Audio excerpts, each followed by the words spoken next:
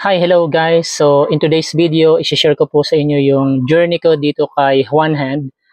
Sino ba itong si Juan Hand? Si Juan Hand po guys is a fintech company. So isa siyang online cash loan applications na mada-download nyo po sa Play Store.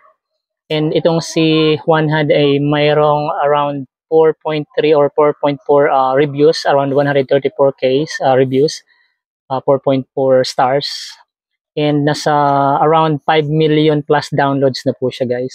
And dito po kay Juan Hand, you can borrow up to 25,000 pesos. Pero syempre po mag-start kayo sa umpisa, so maliit pa po 'yun.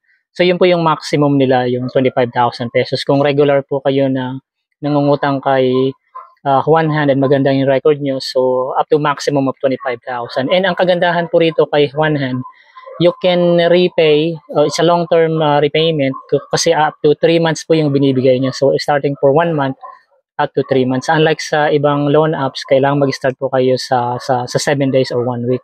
Kailangan nyo na po bayaran yung inutang po nyo. Dito po up to 3 months po yung maximum. And itong video na to guys, hindi po ito a sponsored video, hindi ko po promote tong si Juan Hand.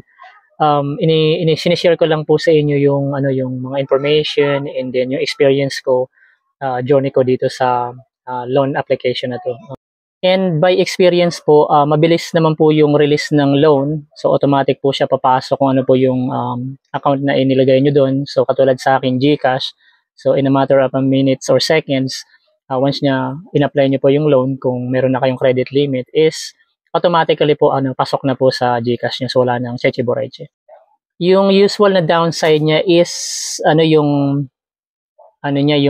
percent na interest na pinapatong niya dun sa mga niloloan natin. Kasi dito po pumapalo po ng between 11 to 12%.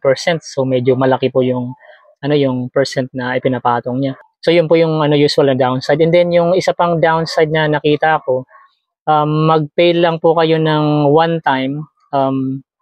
Usually kahit may magandang credit limit kayo or malaki, mag-goodbye po yung kasi i-reject nyo po yung mga application nyo. So parang dito kasi pag gumamit kayo ng mga loan apps, dapat perfect Dapat perfect kayo, parang ganun yung gusto nilang mangyari. Parang nag-fail lang kayo ng isang beses, which is binayaran nyo naman or na-late lang kayo ng mga 1 day. Parang negative impact na yun sa kanila. So basically dapat bago pa ma-due yung nyo, dapat makagawa na kayo ng paraan para mabayaran. Kasi kung may malaking limit na po kayo, sayang. Kung ibablock niya kayo, hindi niyo na mawi-withdraw yung limit niya. Ang hirap pa naman magsimula, 'di ba? Kasi nakapag-create na kayo ng magandang credit record, tapos one time lang kayo nag-failed, ganoon na kaagad yung judgment ni nitong si loan apps. Parang yun yung mga downside na nakita. And then so far, in the other hand, okay naman kasi magagamit niyo siya through emergency purposes. So guys, yung journey ko rito kay Juan Hand, para sa akin medyo okay naman yung relationship namin so far kasi hindi pa naman ako nagpi-failed. I started mag-borrow dito kay Juan Hand last 2023. It was I guess in November. So since November nag-start lang po ako ng credit limit na 2,200. So doon po ako nag-start ng history ko, tapos umulit ako ng mga ilang beses. Siguro umabot rin po ng mga 6 na beses. And then maganda naman yung pagbabayad ko. So pay in advance bago mag-due. Hindi naman totally advance, pero bago mag-due, binayaran ko na. And then currently yung credit limit ko sa kanya is nasa 11,500 na po. So malapit na po ako doon sa maximum na 25,000. Na i-vlog ko na rin ito before. Meron ako nito isang vlog, isisingit ko lang rin dyan. Pero dito sa video na to, ipapakita ko na lang po sa inyo paano po mag-apply dito kay Juan Hand. So madali lang, na may singit ko lang yung video na yan kung paano mag-apply steps by steps. And then doon sa pag-apply po, at least 18 years old lang po kayo and above, may may one valid government ID, and then may source of income kayo. So doon po yung nagbe-base yung yung mataas na chances para ma-approve kayo na bigyan kayo ng credit limit. Yun yung usual talaga, that meron kayong parang yung source of income, kasi doon sila magbabase. Download nyo lang to si Juan Hand apps sa Play Store. Once you downloaded the apps, makikita nyo itong Welcome to Juan Hand. So i-fill in nyo lang yung phone number nyo dyan, tapos you'll get verification code, tapos mag-set lang kayo ng password. So dito you can borrow up to 25,000 pesos pero magbe-base pa rin yan sa trust rating nyo. Syempre mag-i-start kayo doon sa beginning. Dito sa page na to nag-a-ask si One Hand ng permission. Sabi niya One Hand guarantee data protection. So i-click mo lang yan, understand and agree. Yung next is yung personal information nyo. So then contact information and then work information. So i-fill in nyo lang all this information and then after nyan, hihingan kayo ni One Hand ng ID verification and then along with that is the facial verification. Hindi ko na siya na screenshot pero kasama yan sa requirements. So after completing information, makikita nyo na yung allowable limit nyo na in-approve ni One Hand. So i-click nyo lang yung borrow now. So after nyo maklik yung borrow now, lalabas yung interest charges for a month. Pwede mong isagad yung loan na in-approve niya, pwede rin hindi. Tapos pagkatapos niyan, so sa ilalim niyan, pwede mo i-click yung to get cash. Yung 2,200 pesos ko magiging 2,531 pesos siya. So may tubo si 100 dito na 331 pesos. And then i-click nyo lang yung click to get cash. So lalabas na rin dyan yung withdraw with GCash kung yung phone number na ni-register nyo is registered as a GCash number. And then agree lang kayo rito sa privacy policy sa loan agreement ni One Hand.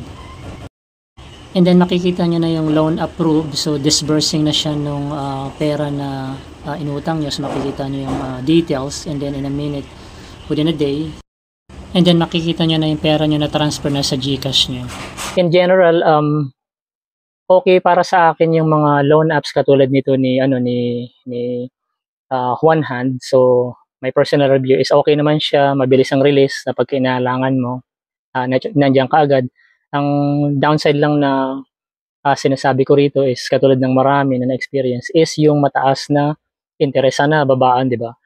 In the future. Tapos kapag nagkamali kayo, yun lang talaga sa loan apps. Parang madidismaya kasi kayo kung na-late ka man ng halimbawa isang araw lang naman, bakit kailangang i-reject ka, parang ganun, di ba? Tapos ang laki ng percentage. I guess pag nag-miss ka may mga patong-patong pa yun na charges daily. So yun nga po yung yung downside niya. So dapat parang maging perfect ka, parang yun ang gusto mong mangyari, which is hindi naman talaga tayo perfect. Dumarating talaga yung time na wala tayong pambayad or hindi umabot yung ina-expect natin na pambayad sa araw ng due date.